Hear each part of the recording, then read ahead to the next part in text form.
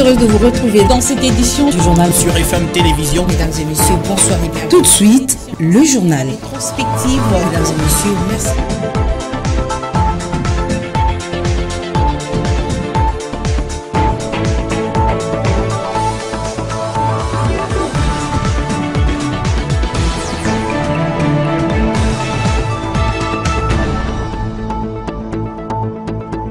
C'est un plaisir de vous retrouver dans le cadre de cette grande édition du journal sur la FM Télévision. Mesdames et messieurs, bonsoir et bienvenue. Le gouvernement congolais vient de doter les FARDC d'un avion de transport des troupes très moderne et très performant de fabrication ukrainienne. L'avion AN-74 peut transporter jusqu'à 100 militaires avec leurs équipements.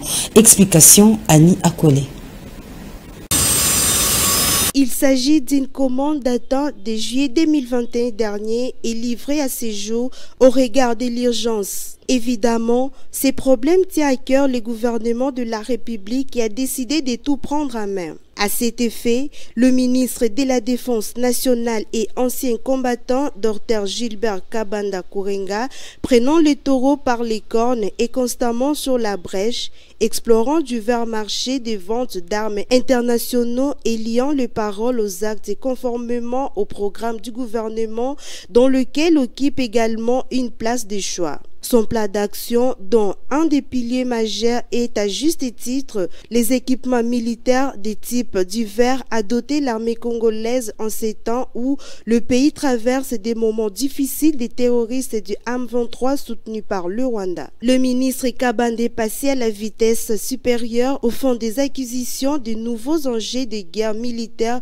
pour le nombreux besoins en matière d'armement afin de toujours renforcer les capacités des FARDC sur le front du combat. Notons que dans le cadre du plan d'action du ministre de la Défense congolaise, l'objectif à travers les réformes en cours est d'arriver à mettre sur le pied au Congo à la fois une armée de dissuasion et capable de parer à toute l'éventualité. Et les matériels militaires des troupes kenyanes sont arrivés à Goma, dans le Nord Kivu, dans le cadre de la force régionale de l'EAC. Mais la société civile locale dénonce le fait que ces matériels soient passés par le Rwanda avant d'atteindre la ville de Goma. On écoute Mario Ngao, président de la société civile de Goma, qui parle d'un complot. Suivez. C'est confirmé que le matériel de Kenya, dans le cadre de l'EAC, sont passés par le Rwanda. On va même très loin. On dirait qu'ils ont passé même la nuit au Rwanda. Et donc, la population, elle est inquiète du fait que le pays qui agresse la République démocratique du Congo, le pays qui soutient les terroristes de M23, soit encore le pays qui a servi de passage des engins roulants et certaines munitions qui viennent au Congo à travers Gisenyi via Goma pour venir traquer le même Rwanda. Et nous, c'est une désolation. Nous disons, nous avons marre de toutes ces forces régionales et que nous pensons que c'est un complot. Nous avons des forces de MONUSCO, PIRGL, toutes ces forces-là, UPDF qui est aussi en collaboration avec le troupe rebelle de M23, le passage de ces engins roulants à travers Rwanda, passant par Gisenyi pour Goma, c'est vraiment une désolation. Nous pensons que cette mission a déjà échoué et nous pensons que notre gouvernement doit se prendre en charge. Quand il y a des négociations, il y a beaucoup de pays qui négocient, mais qui sont un peu malins et qui font le jeu de cache-cache. Nous appelons toujours à notre gouvernement d'être vigilant, de savoir le mode opérationnel de tous ces pays qui nous viennent en aide en termes de sécurité. Pas question de céder au chantage des rebelles du M23 soutenus par le Rwanda. Félix Tshisekedi est ferme à ce sujet. Intervenant au pourparlers de Nairobi hier lundi par visioconférence, le président de la République a affirmé que ces terroristes doivent d'abord se soumettre au processus de Luanda. Je vous convie à suivre le chef de l'État. Qu'aucun individu ou groupe d'individus ne saurait faire ni taire, ni étouffer.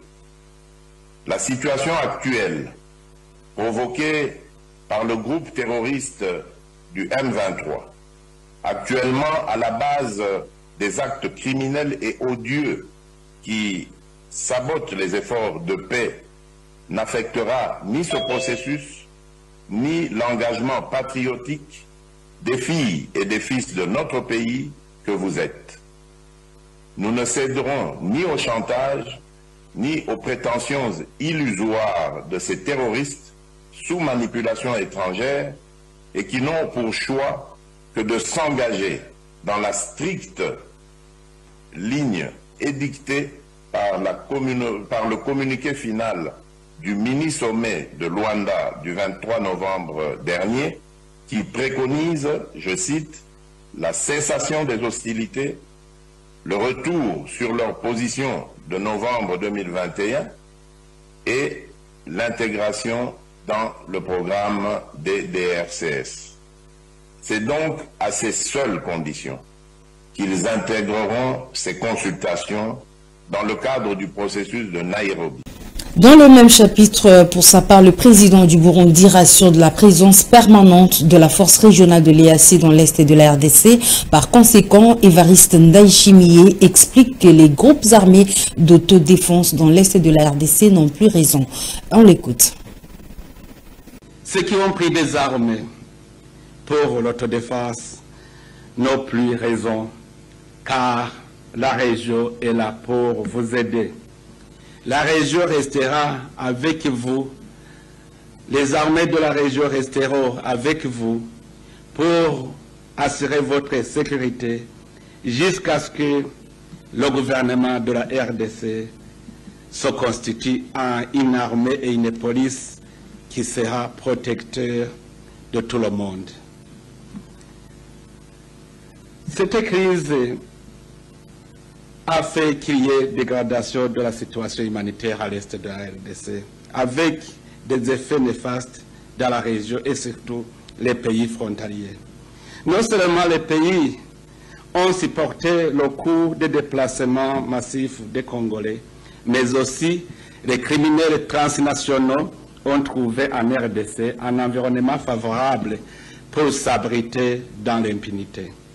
Il est donc temps qu'on accélère ce processus pour rapatrier ceux qui ont l'esprit de se ressaisir et nous occuper à anéantir le groupe terroriste qui sévit dans cette zone. Et au Nord Kivu, il s'est ouvert hier lundi la réunion des experts militaires de l'EAC. Selon le général Constant Dima qui a ouvert les travaux, il est attendu de ces experts des résultats. On écoute les gouverneurs militaires du Nord Kivu. Tenant compte du contexte sécuritaire dans lequel cette réunion se tient, mon vœu le plus ardent est de voir le groupe de travail des experts de la défense agir en toute promptitude et assiduité afin de proposer à leur hiérarchie respective des mesures adéquates. Je salue l'engagement des États de la sous-région dans ce processus et comptant beaucoup sur votre expertise avérée. J'ose croire que les conclusions de ces assises contribueront grandement au retour de la paix en province du Nord Kivu.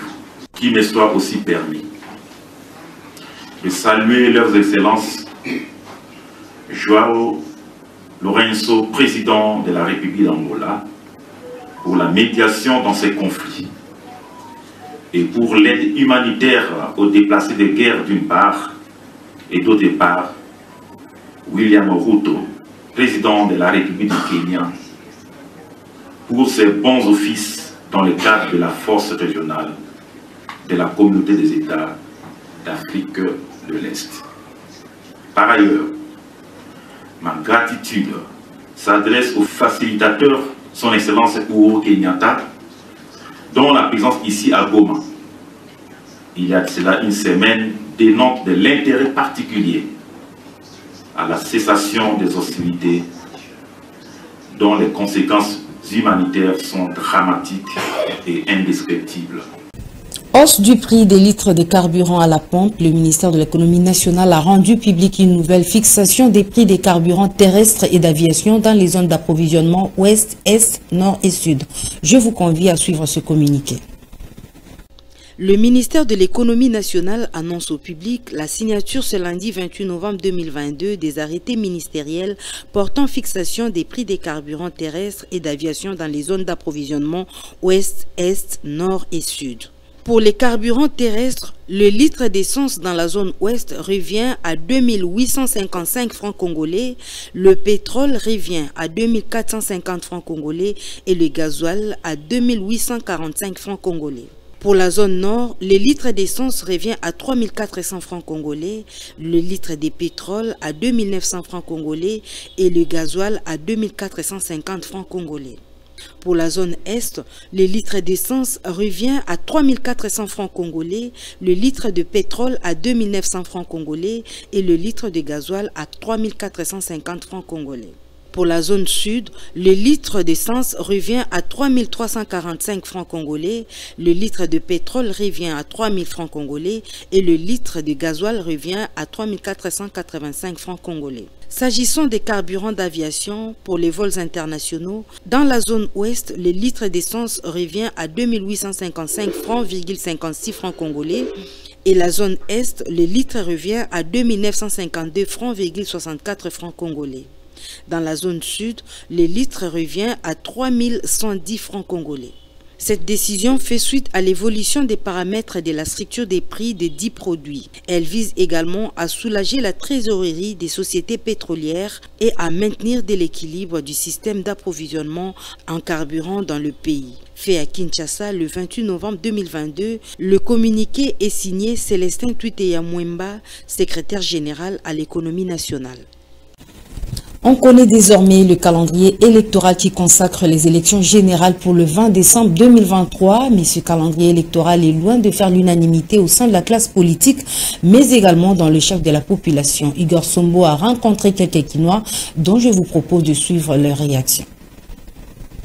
Confiance, c'est le mot qui se dégage entre les phrases de ceux qui se disent favorables à ce calendrier électoral qui conduira coûte que coûte aux élections. C'est bien d'avoir publié les calendriers, c'est bien. Et mes attentes personnellement, que cela soit vraiment appliqué, qu'il n'y ait pas d'embouteillage, ou bien des gens qui viennent peuvent déranger. Mais je crois que si cela s'est passé, c'est bien. Rien de nouveau sous le ciel congolais, l'expérience prouve qu'il n'y aura pas élection aux dates prévues, disent certains Kinois. Les élections soient organisées ou pas, ce n'est pas mon problème. Parce que moi, je ne vote pas. Je ne sais pas faire le suivi de ces calendriers électoraux. D'ailleurs, je dépends de moi-même. Ce dernier se base certainement au glissement de précédentes élections de 2018, censées pourtant se tenir en 2016. C'est peut-être la fin du calvaire pour la population de Kimbanseke. Les agents de l'Office de voirie et drainage ont posé leurs valises depuis dimanche pour la réhabilitation de cette artère, à la grande satisfaction de la population qui réagit au micro de Igor Sombo et Papi Vango. Qu'on met des caillasses, tout cela, là, ça va. Et puis qu'on entame directement les travaux. Bon, ça va, c'est un pas même vraiment. Vous voyez que maintenant, la pluie amène toute la terre, ça part. Alors, ce n'est pas normal. Non, qu'on place la population, connaît elle-même que la route est très importante. Donc, ça ne sera pas volé. Qu'on jette des pierres. Bon, qu'il nous fait un bon travail. C'est ce qu'on demande. Qui nous fait un bon travail. Les choses ont tourné au drame hier lundi. Les agents de l'Office de voirie et drainage ont été pourchassés et agressés par des jeunes de la commune de Kimbanseke qui appartiendraient à un groupe politique précis. Igor Sombo et Papi Vango ont vécu cet événement. Il s'agit des militants appartenant à la famille politique de Junior Nembalemba, rapporteur de l'Assemblée provinciale de Kinshasa. Le péché de ces agents de l'Office de voirie et drainage en ces deuxièmes jours de travaux, c'est d'exécuter un travail qui n'a pas été initié par l'élu de Kimbanseke. Une action vue d'un mauvais œil par la population. Nous demandons tous ces malgames qui mettent ça de côté. Nous, on a besoin juste des routes. On a besoin que quelqu'un, justement le gouvernement, que lui s'occupe parce que c'est lui le maître, c'est lui le chef. Alors nous avons demandé à Fatih, nous avons demandé au premier monsieur de la ville de Kinshasa qui est Ngobila, M. Ngobila, notre gouverneur, de nous envoyer l'OVD, soit l'office des routes, pour venir exécuter ces travaux, puisque ça nous fait très mal. Nous voulons même descendre là où se trouve les majors dans son bureau pour aller leur demander de permettre l'OVD de continuer les travaux. Ils ne pouvaient pas arrêter les travaux à cause de ces gens-là qui sont venus faire la récupération. Après avoir été alerté, le député provincial Junior Nembalemba est arrivé sur place et calme la tempête.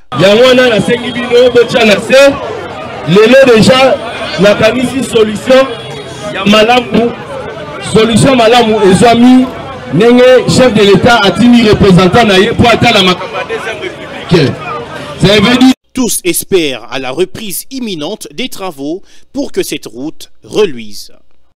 Mesdames et messieurs, c'est par cet élément que nous bouclons complètement cette grande édition du journal sur la FM Télévision. Merci de l'avoir suivi.